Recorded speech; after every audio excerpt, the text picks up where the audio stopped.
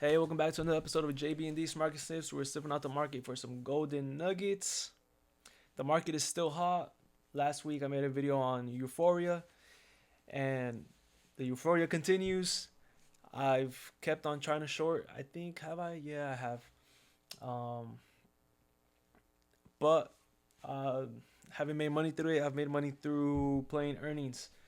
I waited all week for yesterday. Was it yesterday? I think to play Etsy and Generac earnings. I think it was a given that Monday, Tuesday, Wednesday were going to be pretty boring, as the market was just going to wait for the Max 7 earnings. Now we got that out the way. Etsy double B, Generac double B, Etsy up 10% after earnings. And then Generac was up 16% after earnings. Let's see. Sold some Generac calls for like 350%. Etsy calls, oh my goodness. So Etsy went up 10%, right? I had some weekly calls, have them still. And they only went up 100%. 100% for 10% is not enough. So, and then I'm looking at the chart. It broke out over a certain level I was looking at. And I was like, you know what? I think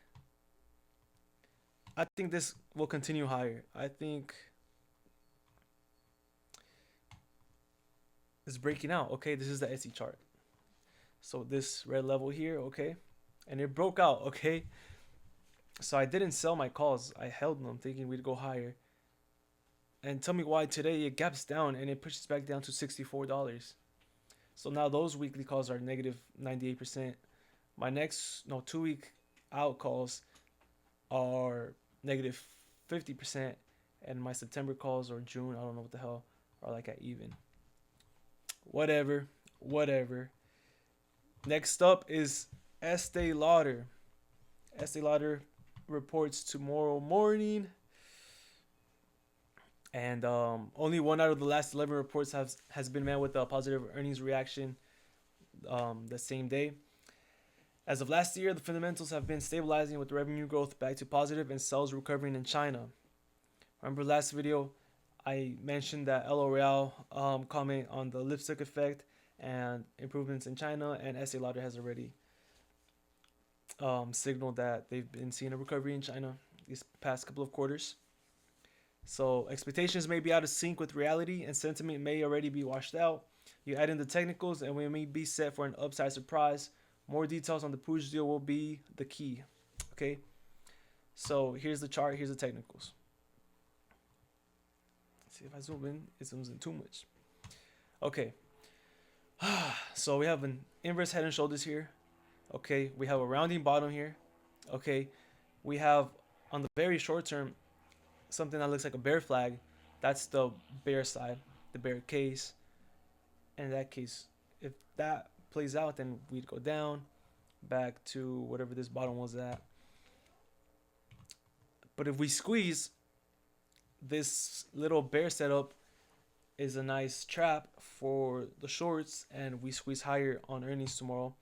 We play out with the big picture inverse head and shoulders. However, the neckline is not level. Typically, you'll want to see both like fucking shoulder, whatever the fuck, thingamajiggies be level. But in this case, they're not, as you can see, this by this diagonal line. However, its setup is still there. I think honestly it looks really good. And I didn't see the setup. I didn't see this until recently. No, not even. Well, yeah, recently. Like literally yesterday when I made this. And I think I don't want to jinx myself here. But I wanted to say, preparation is key. And I say once in a while, like, those successful in this market are the ones that go over whatever they read twice, more than once. They just do more research. They prepare more than the other person. And that's the key in this financial world. Okay? But I don't want to jinx myself. But why did I chart this out? Why? Because I was doing this Estee Lauder earnings scorecard. So I got this.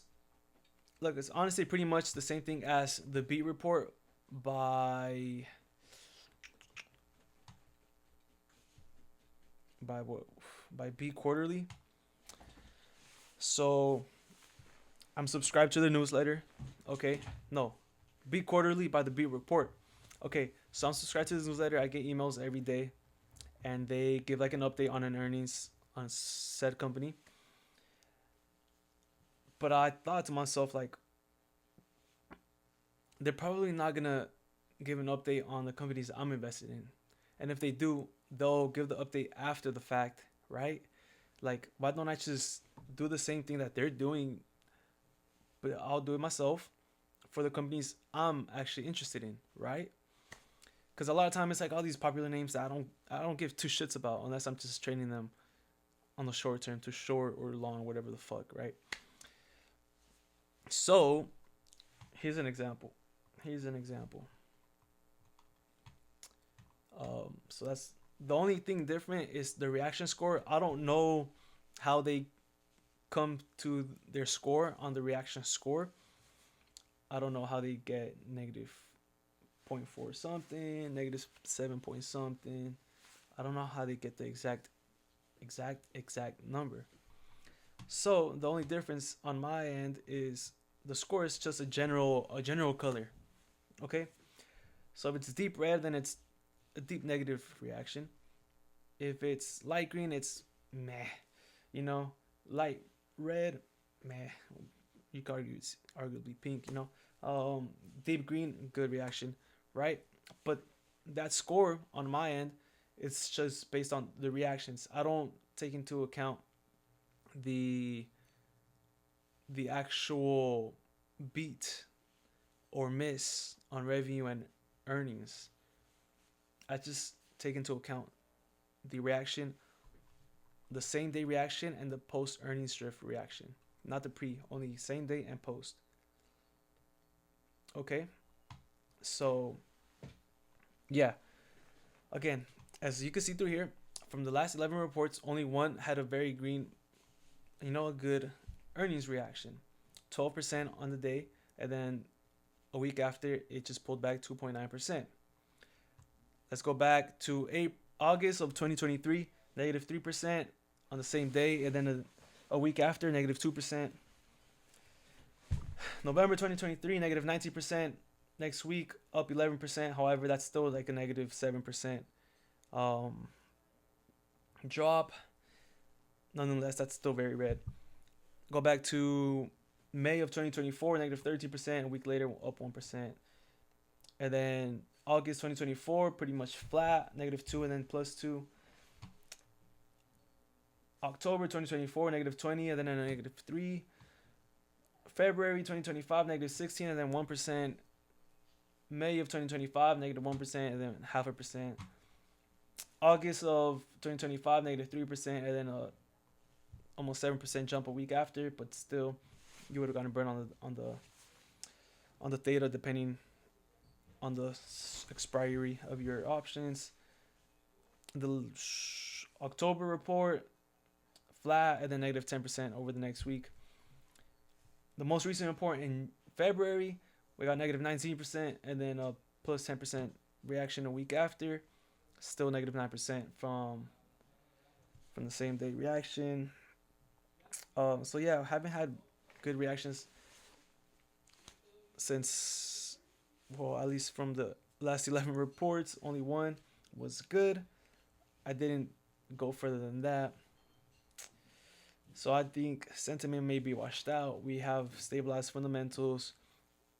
We have a recovery in China, which is a big, huge part, at least for our thesis. And the technicals are setting up. Okay. So, of course, I played some calls going into earnings tomorrow morning. Some small size because obviously could just dump, and it's always a risk. It's always a 50-50 with earnings. So I really like this though because you try to find trends on charts. You try to find trends in behavioral patterns and whatnot, right? But I never actually thought of finding a trend in earnings reactions, like specifically earnings reactions or specifically just earnings in general, you know? Or, people do sometimes, they generalize like, oh, the stock is pumping into earnings, it will probably dump. The stock is dumping into earnings, it will probably pump, right? But that's not always the case. But if we actually get the data and set it up to for it to be, like right there, right in front of our faces, very visual and color coded, easy for you to understand, you can actually see a pattern to the specific stock and see if it's actually following that pump into earnings, dump after earnings, or whatever the case may be. And in this case, let's see, we have a dump into earnings and a dump again. Dump into earnings, a dump again. Pump into earnings, pump. You don't really see that inverse correlation. I don't know if correlation would be the right word. Um, but yeah, okay. We did the same thing for Etsy and Generac. So Generac, right here, what I saw was just see the colors. You quickly notice that the most recent reports have had somewhat of a positive reaction, okay? So starting October 2024 right here, same day reaction, flat, but after a week it was up 10%. Next, up 7% same day, down 6% a week later. Not negative though. Same day, 1%. Next week, 1.5%. So you see the improvement, right? Compared to, what is that, July of 2024 and further back, you get more red colors, more red reactions, except for this one. But still, it goes from red to more green. So that's when I saw, easy, okay, it seems like the tide is turning. It seems like we've set a positive earnings reaction trend for earnings, and it seems like maybe we got this trend going on. It just seems like I just repeated myself again in different words, but it seems like we've got this trend going, and why get in the way of the momentum? I wouldn't even do that anyways because it's my own long-term stock. um, why miss out on a potential continued momentum earnings reaction? You know? So if and then the technicals were there too, and so like if all of that adds up, why miss out on it? Because originally I think I was just gonna skip out on it and not play it because it was already up a lot, the stock. But boom, it worked out. Etsy, a lot of red, a lot of deep red, a lot of deep red. Okay, and what was the commentary on this? Consecutive same day positive earnings. Okay, so I kind of just played cost on this because I saw continuous flow on Jarvis. The trend was still negative, but that could also have signified that sentiment has already been washed out, as the last earnings report in February was very green. That could have been the inflection point, and then seeing a positive earnings reaction for this report in April, which was yesterday. 2 consecutive same day positive reactions could signal or strengthen that inflection point signal from last earnings report and be the beginning of a positive earnings reaction trend. The only thing is, it pretty much pulled back 7-8% the day after already. So all in all, it's up. It's only up 1 or 2%. So we'll see what happens. Sorry, I ramble a lot, but that's how we're doing this. Okay. So I did it for Etsy. I did it for Generac. I did it for Estée Lauder. I'm gonna do it for every long-term stock that I'm in. Next week we have PayPal. I need to do PayPal announces Tuesday pre-market. I want to get Estee Lauder out the way, see if they beat, miss, cause go up or down, whatever. Get that out the way, and then maybe tomorrow, Friday or Monday, we'll see. I'll probably add some PayPal calls. Maybe I still have to do the PayPal analysis. We got PayPal coming up. We got Advanced Auto Parts April 20th or 15th. I don't know. We have Alibaba May 13th. And did I say April? I meant to say May for the Advanced Auto Parts. So yeah, Kraft Heinz next week as well. Canada Goose. I don't know when, but see, we got all these coming up, and I need to do it for all of them. And it takes a little while at first to just get it started, right? But after this, it'll be easier. It'll be quicker to update because all I have to do is update the latest report, and I don't have to go back 11 reports and update every single one and get the data for every single one because it does take a while.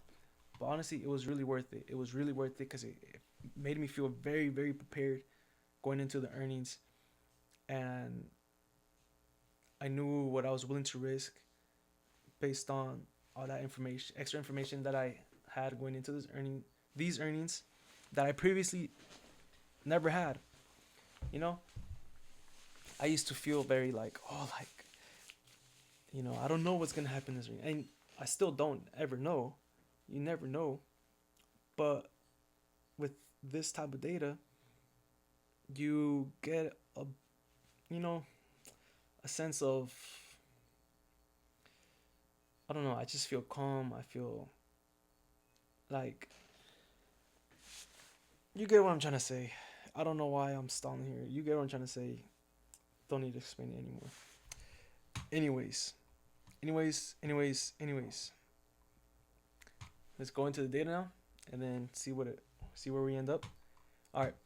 From Joel Weisenthal, American stocks have been underperforming the rest of the world for several months, and the very bottom was of this. What? And the very bottom was of this on February 27th, right before the war started. The U.S. started a war, and since then, its stock market has outperformed the rest of the world. That's so interesting. So the U.S. enters the war, starts the war, and since then, they've been outperforming. That's what the fuck. It's crazy, right? It is what it is. I see Heinz ketchup everywhere I go. I was eating Wingstop, Heinz ketchup. I go to the movie theaters, they have Heinz ketchup. Heinz mustard, Heinz this, Heinz that. I go to a family event, barbecue, whatever the hell. What are the condiment? What's the brand of the condiments? Heinz. And so, I was eating this, and they were like, just read it. Okay, just read it, pause it, read it. Okay, but that's the whole point of the investment. I like this investment because it's a very common brand. It's pretty much in every household. Okay, and yeah, like everybody's familiar with it. It's so common. It's so common, bro. It's so common. It's so common.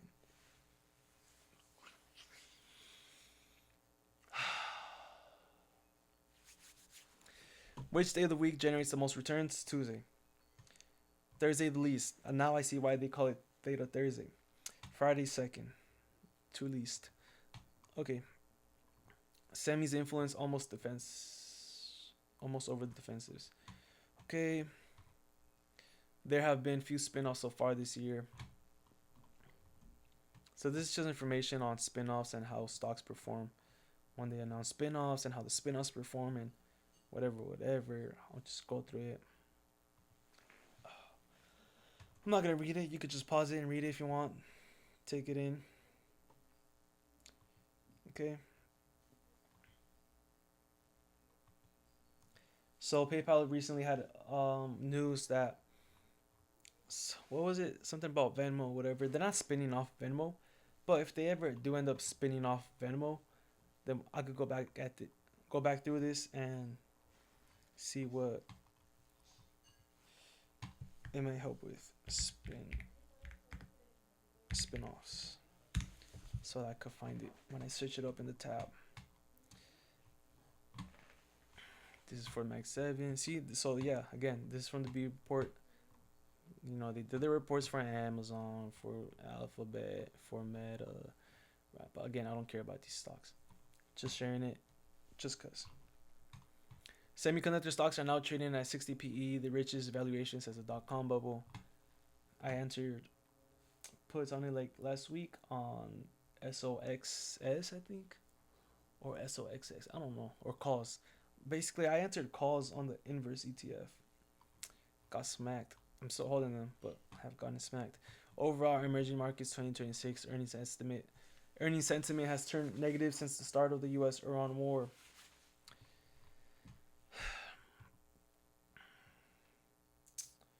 Earnings sentiment across regions. China down, much lower from February. South Africa low. So yeah, there's lots of room for Chinese tech to move and give China a bigger weighting. Mentioned in the last episode that what was it? I think positioning was low, short positioning was high, and expectations were low. So we get some beats on Chinese big tech this month of May, then we could potentially go very, very high on those names. Where's China here? China down here. Year to date, 94%. Taiwan, biggest performer. Overall, emerging market stocks are at a 12 times PE when actual earnings growth is growing at its fastest in decades. Intel. Drawdowns and recoveries during the Iran conflict. So emerging market equities had the second to biggest drawdowns, but the biggest recoveries. Nice. However, U.S. equities had the biggest recoveries when compared to their drawdowns. Gold, biggest drawdown and has had the smallest recovery. A historic earnings boom is developing, estimates growing faster than they did in the mid-90s or late internet bubble years. Only COVID recovery period saw greater inflection. This boom is unique because it is not coming off an EPS drawdown. Earnings are melting up without a prior drawdown.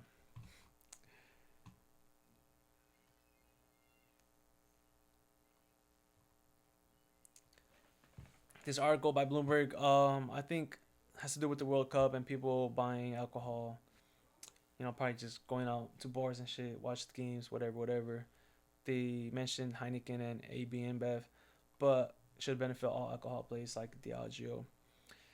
People are going to be drinking this summer. They are going to be drinking a lot this summer. World Cup, man. So I need to check alcohol stocks performance before, during, and after World Cups to see if there's any influence on from the World Cup on alcohol stocks. I haven't done it yet though. Moody's ratings upgraded China credit outlook to stable from negative.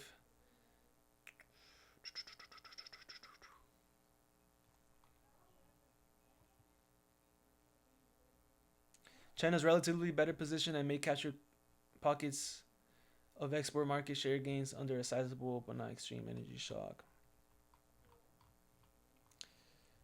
Again, back to that. We already did that. So here, bought some Kraft Heinz shares in my regular account. I already have some of the Roth.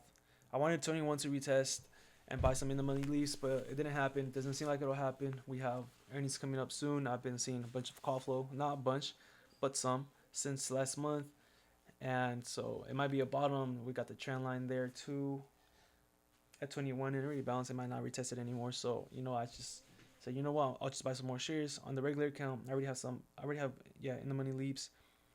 Convert those into shares when they expire. Then I'll have a bigger position. But yeah. The effect of human emotion. Okay. So obviously, bear markets are nothing compared to bull markets in terms of duration. That, in my opinion, has a lot to do with human emotion. Because people panic quicker than... See, when people enter into panic, that happens much quicker. And it lasts much less. When people enter euphoria, They're greedy. They're euphoric for much longer. Okay, when they panic, they sell very quickly. When they're greedy, they don't want to sell. They're very hard-headed on selling or reasons to sell. They just start thinking about it going higher and higher and higher. And yeah, but when stocks go down, yeah, they get scared that prices is gonna go lower and lower and lower, so they sell and sell and sell. But well, first they don't want to sell, they don't sell until it's very very low, and then they do sell. But it happens really quick. It happens really quick.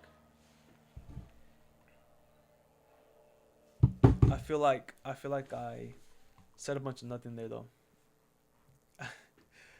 um, I really need to work on just my rambling. I feel like I could be more concise in my points, and sometimes I struggle to articulate what I'm trying to say. I struggle to articulate my thoughts. Something I need to work on. Something I need to spend. Let me write that down, cause I could do research on that. I should. Mm-mm-mm. Give me 1 second, guys. My phone is bugging. It won't let me type in this new note. It's so stupid. Research on concise and articulating thoughts. Okay. I shared this yesterday. I've yet to see anyone on Twitter talk about the possibility of a blow off top on the NASDAQ. So maybe expect the unexpected, because usually when you're at all-time highs, you got all this euphoria going on. You already see people saying stock bubble, stock market bubble, bubble this, bubble that, pull back here, pull back that, crash this, crash that. And I have seen crash here, crash that, whatever, right? But I haven't seen anybody mention a blow off top. I used to always hear that blow off top, blow off top. Oh, we're gonna get the blow off top, blow off top. And now I don't see anybody saying anything about a blow off top. So yeah, I entered a micro Nasdaq short swing position on futures yesterday. Fucking Nasdaq was down over like a percent right after I entered, but then it pumped again today. Whatever. It'd be like that, but I'm gonna hold that for a swing.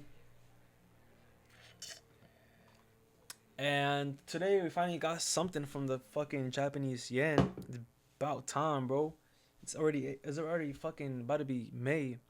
I've been in this shit since January. 5 months, bro. Okay, Japan's Vice Minister of Finance. This is my final warning before action. 13 days ago, I said I should or wanted to get more long yen exposure, not through futures but through options. So I looked through the ETS, whatnot, whatever. Looked through the options, but they were very liquid, no volume, no nothing. So I couldn't really find anything good. I thought maybe I could just play through like forecast contracts, but then I totally forgot. It's okay. I think I could just wait for a breakout and play the momentum once it's there, since I already have a core position in options and futures. But yeah, the government and the Bank of Japan intervened. They bought the yen, they sold dollars. That's already been confirmed, and they did it with the help of, I think it was the U.S. Fed. I think can't confirm. I think though. I'm pretty sure I read something like that. Anyways, not surprised. They've already been saying this months ago. I've been sharing this since months ago. It's just delayed, a very delayed reaction. A week ago, I was listening to a podcast, and this lady, I don't know her name, I forgot her name, who was long memory stocks like SanDisk. She was long them like a year ago before the run up, the crazy run up, and she had her whole thesis. She did all the research. She's like, you know what? These memory chip stocks are going to absolutely rocket soon. because of this and that and this and that, whatever. Don't remember why. And she entered long. Nothing happened for months, and then I don't know if she said she covered or like if she like sold her long position because nothing was happening, or what the hell the case was. But she said, she literally said, "Yeah, so I thought I was wrong." Did she say? Oh, see, I don't remember. She either said she thought she was wrong. No, yeah, she did. She was convinced she was wrong because nothing happened, and then it was just very delayed. So sometimes maybe you're just not wrong about a thesis, a fundamental thesis. It's just that the market is very delayed sometimes. Sometimes you could be wrong about the timing. Yeah, she was wrong about the timing. Yes, but you could be right about the thesis. It just depends on how long it takes for the market to start pricing it in. Anyways, number of announced layoffs by tech companies per quarter. Much higher this quarter. Okay, second best April ever. Okay, Nasdaq 100 index seasonality. We are here. May tends to be choppy. Seasonal trend of S&P 500 over 25 years. I think this is midterm election years. Okay, so April tends to mark a top, and we dump into September and pump end of year. I don't know. We'll see what the hell happens. Here's U.S. speculative option volume going back up. Yup. Okay. Let's see relative performance versus S&P 500. Since when? Since end of February, mid February, going into March, now April. Yeah. So the the sectors that you usually see perform during bull markets have been the ones performing the best, and the defensives and all that have been performing the least. They've had the worst performance. So I guess you could say it's a healthy market. I don't know. Up to you. Bond market inflation expectations. Tip. So yeah, bond market is expecting higher inflation. Yeah, that's all the data. That's all the data. I have some reading. I have some emails I gotta open up and read. Might have some more charts in there, but that's it for right now. Let's see. So I already went over the earnings thing. That's really important. The charts. Let's see if there's any charts. Yeah, Alibaba's just there. Generac again. We went over this. Boom. Now it's a new high. PayPal chart again. Already went over this. Pretty much same spot. Yeah. So I wanted to show you this. I actually wanted to search up this. So I just search up consumer staples market cap weightings. Where the fuck? No, not the weightings. I don't care about the weightings, but I want to see the market cap of each company in the consumer staples sector.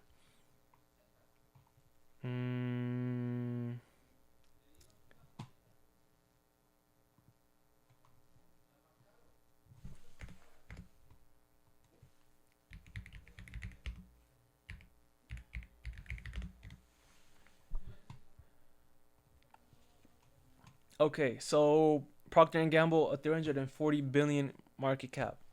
L'Oreal, 230 billion market cap. Oh my shit's lagging, bro. My shit's lagging.